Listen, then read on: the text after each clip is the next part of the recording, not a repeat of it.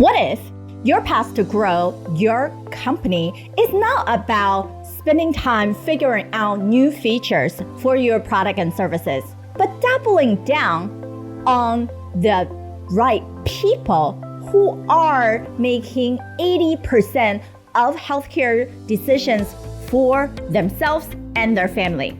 Today, we have two amazing guests that are sharing their insights and strategies on how you can scale your company by supporting the entire health ecosystem. Welcome to Provider's Edge, the podcast that helps healthcare entrepreneurs and innovators break down barriers and control their business, life, and future with valuable action steps.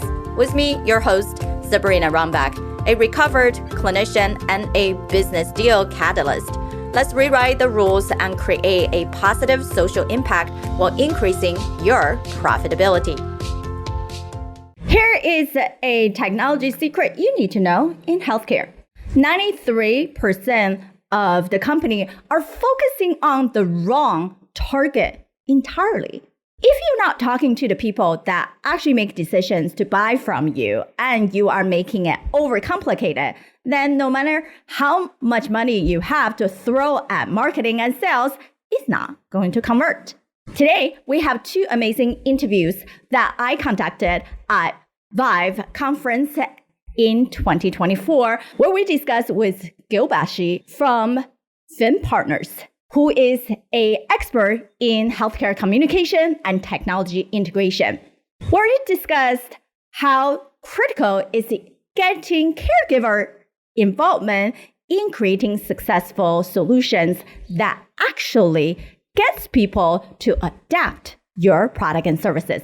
Every patient that are using your technology solution have at least 2 to 3, on average, caregivers involvement with their care. So how do you leverage the entire ecosystem of individual patients as well as the clinicians to create the best trust so these patients can actually use your services and have other people to champion for the result and impact you're trying to create? Let's hear from our entire interview with Gil. Hi, this is Sabrina Runbeck, and we're here at Vive with Gil. Thank you so much for joining us. What a pleasure to be with you, and what a pleasure to talk about what you're doing. Yes, we are at the Caregiving Worldwide Network, and what a joy to really bring in and interviewing so many founders with the technologies, the integration solution, wearables to solve a big problem for our caregivers. You know, at the bottom line, though, what we're talking about the Caregiving Worldwide Network it's about people. And you can have technologies, you can have a lot of information available, but we can't forget that this is about humanity and the people's feelings, the anxieties, the feelings. Caregiving is a very physical effort. And I'm not just talking about the physicality of putting your body into it. I'm talking about the physical exhaustion you feel, emotion. So, most certainly there's incredible advances in technologies. And many of the companies that are exhibiting here who really should be supporting programs like this, if they really do care about the outcome of improving people's lives. It's not just the patients, it's ultimately about the unit that surrounds that patient. It's parents, it's siblings, it's grandparents, it's uncles and aunts, and good friends. They're all part of that caregiving network. Exactly, and now we've seen that as clinicians too. You're going into a room, the family is there, and when they do have families and friends with them, their spirit is different, their understanding becomes more clear, and you have the right ecosystem to help them through the journey versus when people are doing it alone. And sometimes caregiving is very lonely in that aspect, and so we are really representing the solutions to help prevent their burnout, to help them to connect it to the bigger ecosystem of solutions that they can tap into. Because no matter who we are, we're all busy professionals. We're all taking care of both ourselves and those of our loved ones. Well, you said something just a few moments before that I thought was so important. There's this relationship between the physician, the provider's team, and the patient and the family. We often forget that physicians really are not trained in terms of the skills necessary in communicating with the patients, other than the procedures of the medicines. And certainly they can convey clinical information to the caregivers, but they don't have the time or the emotional bandwidth or the informational bandwidth to deal with the basics. And so that's left ultimately after the visit. It's kind of go sort it out yourself. And that's part of it. That's part of the exhaustion, emotional, mental, physical exhaustion of the caregiver. The system, the medical system is really not set up to deal with the specifics of caregiving. And the sense of providing them with information that can help them navigate their life with their loved one. That's a heavy lift. That takes skill. And it also takes an understanding on the part of innovators to recognize that you're not truly an innovator if you're not pulling it through to the basic level of people, all the people that you're trying to innovate. And we have such a big shortage in the caregiving space, those paid and non-paid, and most of people who are taking care of their family, of course, they're not paid, and sometimes they have to miss work to just take care of their patients. Just like our founder, Tracy, she is not in this conference because she's taking care of her mom. And that spirit of what this company is founded in, and many of us who has from both the kids level, the parents level, grandparents, accidents, things that just cannot predict. And then sometimes we willing to drop what we do professionally and to serve our parents, to serve those loved ones. And so incredibly supported in that arena. However, it doesn't matter if they have medical background or not, it's still a very complex, confusing way to get the right resources, get the right solution. So having to, as you're saying, the technology solution, you need to really think about that holistic way of not just a patient, but those are surrounding them. How can we make things better and more synchronized as we move forward together? Well, there's so much that has to be done. Part of it is the use of technologies, remote monitoring technologies. Part of it is just understanding how to access information. We're talking about, obviously, in this conference, the big buzzwords are always going to be right now, AI, Gen AI, ChatGPT. Caregiving, unfortunately, does rely on that somewhat, but the information that people are seeking is so specific. We've entered into the age of cognition. If you don't know what questions to ask, it's very hard to plumb the answers. So caregiving is really a very specialized skill. Now, we're talking often about caregiving for diseases we're very familiar with, but there are countless rare diseases or orphan diseases, difficult diseases, genetic diseases that are lifelong conditions. Try to imagine a set of parents dedicating their lives, organizing their lives to be caregivers for decades. As technologies change, as the emotional bandwidth goes up and down, as they age, caregiving really deserves this sort of attention. I think that you and your colleagues are directing toward it. Exactly. And then we so appreciate now there are focuses, especially on the caregiving side. Yet, I believe one of the downsides from hundreds of companies that we have talked to, and then daily from interviews or other ventures, is that they are not actually speaking in the language of the patient and caregivers. When we ask them, how are you uniquely standing out, it seems like they are thinking too big and then too similar in other languages. So we believe when people really wanted to demonstrate their value and impact in this space, they really have to be able to niche or say in a way that everyone can understand to gravitate the attention as they come out in the market. Well, I think that's the skill set that you and your colleagues bring to the table. I mean, Tracy from the life experience. But, I think that speaking to caregivers, serving caregivers, is a specialized skill. It really requires an understanding of the territory the caregiver has to also deal with. But, some of the things that you're doing here at Vime, I think, really deserve greater reflection. We have all sorts of companies that are developing these days, new technologies, wearables, information technologies. And many of them, if not all of them, I don't wish to exaggerate, but many of them most certainly talk about the patient having a seat at the table, or patient centricity, or we're focused on the patient. If they're really focused on the patient, they're going to lean into supporting the caregiver.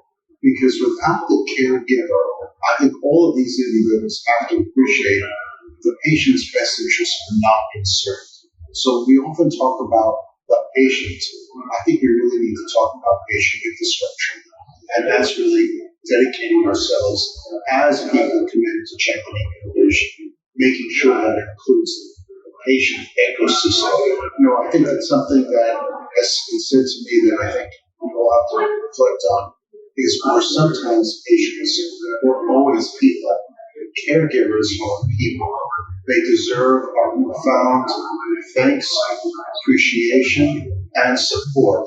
Because without the caregiver really having the sturdiness, the emotional, physical, and sometimes, yes, the economic ability to care for that person, the system will care for them one way or another. It will cost us one way or another.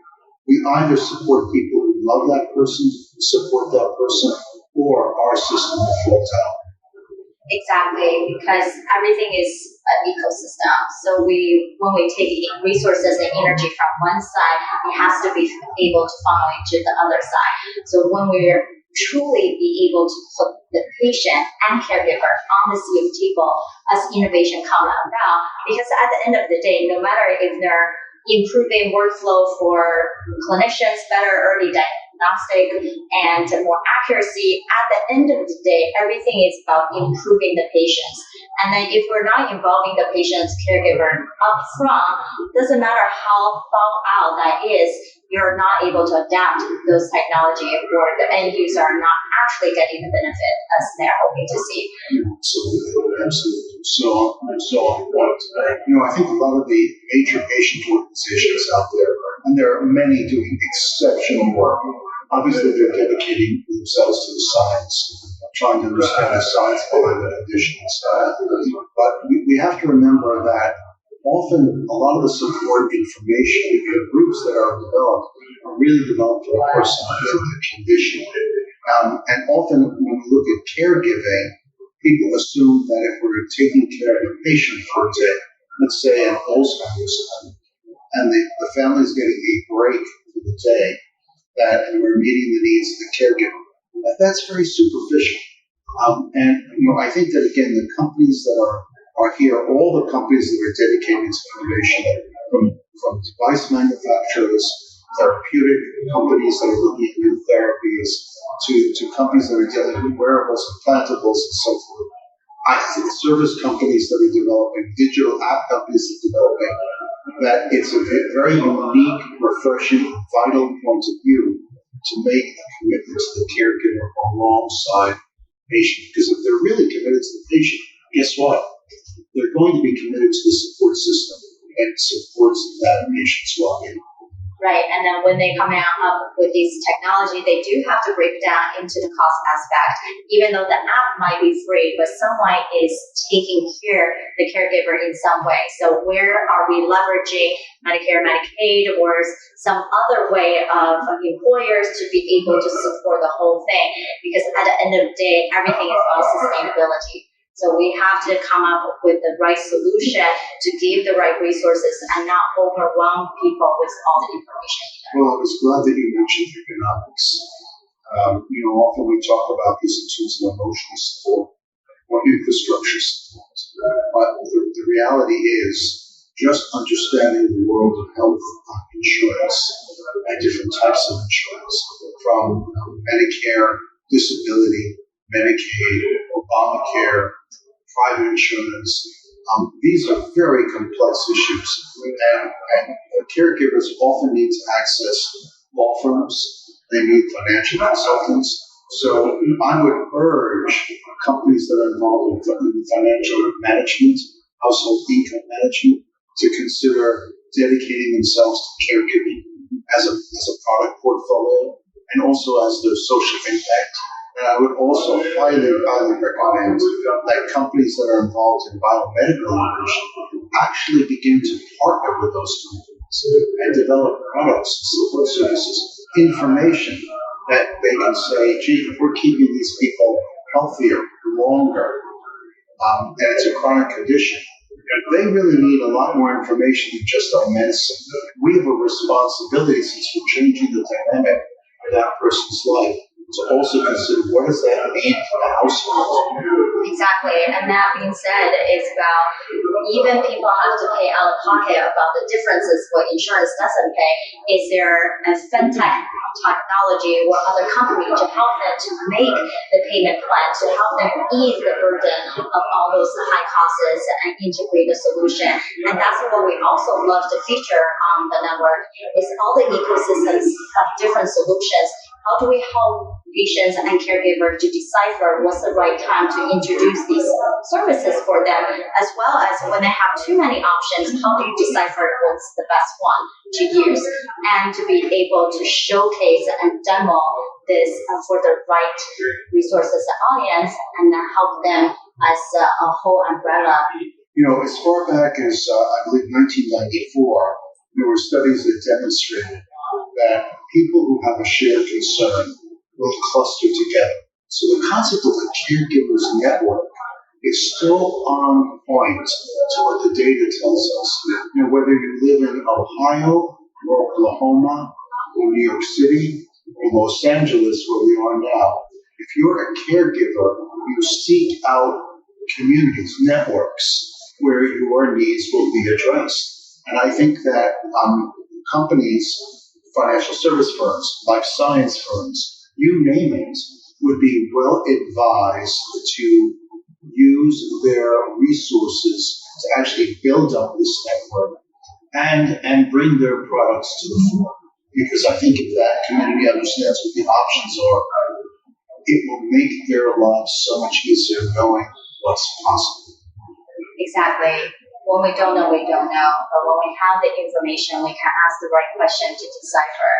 And that's why we're here at Vibe. I'm so appreciated being in partnership with Fin Partners to be able to have these conversations and bring in the right solution to feature. What a privilege to be with you. We're an organization that was created on purpose, for purpose. So being with you today here at Vibe is a real privilege. We so appreciate you, and then thank you everyone for watching. So what are some of the insights that you have taken away from my conversation with Gil? Anything that you can do immediately to be able to involve caregivers more in your sales and marketing process? Now, next up, in including the entire ecosystem, we have interviewed Stacy Harris from Mocingbird, who is the growth advisor, where their solution is a fresh perspective on the difficulty of clinicians getting re-credentialing. Think about it. All of us who has go through credentials every couple of years, or when you start a new hospital coverage, the process takes months. And just remember which are the entities and criteria you need, especially to keep up with our continuing education credits, is such a pain, especially each state has different regulations on what you need to maintain for your accreditation. Mocingbird has an interest take on how to not hold physicians and other clinicians back from the countless hours that we need to spend on maintaining our continuing education. Mocingbrd's solution with their technology platform are able to gather and very quickly screen the right information we need to maintain our license. Let's hear from Stacy on what is her actually simple way to help all of us clinicians to continue to do what we love to do the most. Now, if you are someone who is a founder, who's an expert, that has a great solution to share, we want to hear from you. Apply to be one of our speakers at theprovidersedge.com. Can't wait to hear your amazing story. Hi, this is Sabrina Runbeck with Caregiving Worldwide Network. We have Stacy Harris here with us from Mocingbird, and we're talking really about how do we better support the clinicians in the healthcare system so we can actually create better patient care. We all know people are having different learning styles, and some people reading, learning, and we know podcasting has been blowing up, video format, and even we create these long video format. People don't want to watch all of it. They want to chunk pieces, and so they can be on the go and be convenient for them. So it's exciting to say, hey, you guys are creating something keeping in mind on how can we be more compliant with all the licenses from all the clinicians, and some of us have multiple licenses across multiple like states, you, with like 6 of them, to say, hey, there's a specific topics we actually need to learn. Where do we find this information? And is that just like a last minute learning, or we can already fulfill it by the way that it becomes entertaining also to us? So how have you guys been truly pushing the platform out to make sure your go-to-market strategist is getting the solution to the right people that truly need them? Yeah, so thank you. We started with a really natural fit with digital health and multiple state licensure. We actually find ourselves being the infrastructure tool to support the front end of telehealth. So that was a pretty natural fit. Now we are definitely going more into the health systems and to your point of how they learn, right? Not all the clinicians of today want to go to Maui for a conference. That's not the way they learn. And to your point, it's between cases. It's not on Saturday when they're normally home with their family. So just letting their time outside of the hospital, outside of the practice matter, and then learning those bite-sized chunks, get the required education out of the way so the rest of the learning can actually be relevant, make them better clinicians, because you're lifelong learners. That's what it's all about. We have all this innovation, clinical studies, new diagnoses, but if we have burnt out clinicians, they're not going to be at the bedside to actually treat these conditions for all of our families and ourselves. Exactly. It's really truly figure out how do we reduce the burden of all the administrative things that they already been doing, and now they have to keep up with the licensing, keep up with the knowledge, so they can give the most critical information and be able to say, I'm creating and delivering high quality care because I have the knowledge to back us up. And despite of how many years that we're doing medicine and practicing it, there's always like 5 new innovation coming out. Absolutely. So how do we even learn about these things to be able to aid our daily routine with our patients? Now, there's always exciting moments, right, in business. What has been some of the big win for you guys? There's a lot. Personally, the big wins for us are when we see clinician CME is not a popular subject. People don't bring up CME and they're like, woohoo, amazing, it's this new innovative tool. No, CME is this back process that just has to be done. So to see that learning is coming on the forefront again, for them to say, oh, this doesn't have to be so hard, and actually have already secured that, and it's all automated, and they know exactly what they need to do by when, that's fun. But what we're watching is other support staff, for the fortunate clinicians who even have them, they're able to do higher value items, things that aren't just paperwork on the backside. So we're actually watching enjoyment come, and we're watching clinicians who might want to leave, might be burnt out, might be looking to retire, say, no, actually, this is all under control. I'm going to get another state license. I'm going to even do more, but it's because it's managed and streamlined and easier. So it's a bit of a wellness prevention tool as well.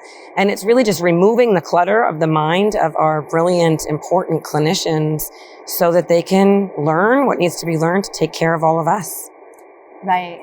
It's keeping up with all the necessary information, but doesn't feel like, oh, it's a burden. Correct. To still have to spend all those hours. And the organization's buying it, it's a support. You know, the clinicians don't want a trinket cart on Friday. They don't want pizza.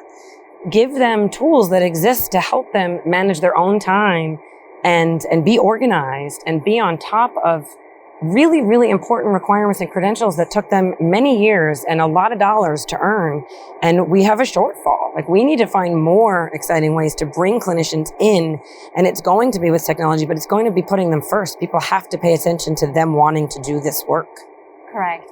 And also we're seeing, even just when we're talking off camera, is about different topics, not necessarily all clinical diagnosis, that people sometimes feel like, oh, it's so overdone. Right. And then giving them different variety of topics from policies patient advocacies, to even business, to leadership, to all different facets of making who they are. Yes. So they enjoy learning, they enjoy being in those space and gaining credit at the same time. Absolutely. How have you seen as we move forward with this? There's always the ups and downs as we're creating new technologies or giving tools, even though we know it's a good thing, but adaptation is always a different difficulty. So if we give you a magic wand and then wave it, one thing would just disappear completely out of the way, so you can truly push this forward to get more clinicians to buy into it and use it. What would be that one thing you need to remove? We would need to remove the mental history of how it's been done, because it's only been done one way. And that way has traditionally been articles coming out, publications coming out, grant funded. This is what you need to know. And instead, it would be allowing these requirements and the relevant learning to bridge in the middle. So this is really working. Like, we don't create content at Mocingbird. We just connect you to it. So we're working with brilliant content creators. And the more that they see that we have an avenue to get it out there and that there's multiple ways that you can learn it, but it's really understanding there's a new way. I always use the example of TurboTax and Waze for driving. We could all find where we were going, right? We had maps, we know directions. The clinicians can figure it out, but if there's an easier way, why not give it to them with real life timing and realities attached to it, right? They deserve the best, fastest, most efficient way to learn. And I think that people you're a hard audience. Everyone's trying to get your attention, but this is really built by them for you, by them for them. And that's unique. That's a differentiator for us.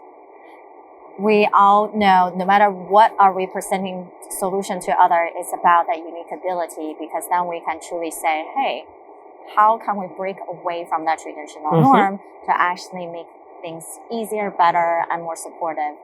Now, we all love being in events, and that's why we're at Vive. So what truly brought you guys to Vive, and what are you hoping to get out of it? So we love Vive and health. I think it's where innovation meets healthcare. We're a startup health portfolio company, and startup health has been phenomenal to us. So we're always in one of their transformer units. And what we're finding is just there's so much energy right now. There's so many partners, but we believe in partnering together, innovating around the edges. That's the way to succeed, slow and steady. We are going to get there, but it's going to take all of us to do it together, focusing on the same things. And for this podcast and for what we're doing at Mocingbird, it really is the clinicians' ability to see more patients, take care of patients, and let that come to the forefront again. Yes. It's then the clinicians and caregivers truly can trust the quality that they're bringing in, because they're not staying in the old school way, and they're continuously wanting to improve themselves and to be better for their patients. And which is really everything that we're doing here is all funneled back to how do we improve the quality or prevention of the overall care for our patients and caregivers. Now, how can people find out more about you guys and talking to you guys to have a conversation? I love it. Stacy Harris at Mocingbird. You could find me anywhere, but www.mockingbird.com. Something we're really proud about is our team. We are all very, very experienced and there, and you're going to find one of the things that we are hearing. You get the same people on the phone. Once you work with us, we really care because we know how important your credentials are. So we're never going to lose sight of that. You're going to get the same people on the end of the line. And we're just looking to leave things better than we found them, especially for the next generation of clinicians, especially for the students born with phones in their hands. They're not going to tolerate the old way of learning. So it's time that we bring it up to the moment. Like, we have to seize the moment, and learning is everywhere. But we have to make it accessible. Perfect. Thank you so much for sharing this with us and for this amazing new way for us to be more connected to the right information. And thank you for doing what you do day in and day out for patients. Thank you. Today, we heard from Gil where we need to include human element, the critical part of caregiver, and the entire ecosystem for a patient in order for them to change their behavior, actually truly adapt and insert your product and services into their lives so you can create a better impact for these patients' health. And we also discuss how to include the other spectrum of the ecosystem, which are clinicians, on helping them to not burn out and focus on patient care, the part that we actually trained for many years and enjoy doing, instead of how do I maintain my lessons? How do I make sure I can keep practicing? Now, what are some of the elements that you can use immediately to adapt into your company, whether it's helping the clinician side or the patient side to get more buy-in, so not only they get the initial excitement of what your product service can do for them, but they actually keep using it. Because we all know if we don't have a true client retention and breaking through the trust in the initial end is very important and difficult, but also maintaining their behavior to continue the work is even tougher. We also want to hear from you. I'm curious, how do you see a balance between human and technology in what you are doing right now? Take a screenshot or post it directly on LinkedIn. Whether you are a healthcare leader, a founder, or someone just interested in the health and wellness space, what are some ways that you have been leveraging technology but not getting too far off the beating path of the human element in order to create a bigger impact? Now, if you haven't done so already, subscribe to our channel and our shows and make sure you ring that bell. And I would love to even have a personal conversation with me. Make sure to tag me, Sabrina Runbeck, for your post or drop me a private message on LinkedIn. Thank you for tuning in to Provider's Edge podcast. We hope you enjoy our latest episode and found the insights and tips helpful. We'd love to hear your feedback on the show and learn what topics you'd like us to cover in the future. So please take a moment to leave us a review on your favorite podcast platform and let us know what you think. Your feedback is essential to help us improve the show and provide you with the content you need to take your healthcare business to the next level. Thank you for your support, and we look forward to hearing from you soon.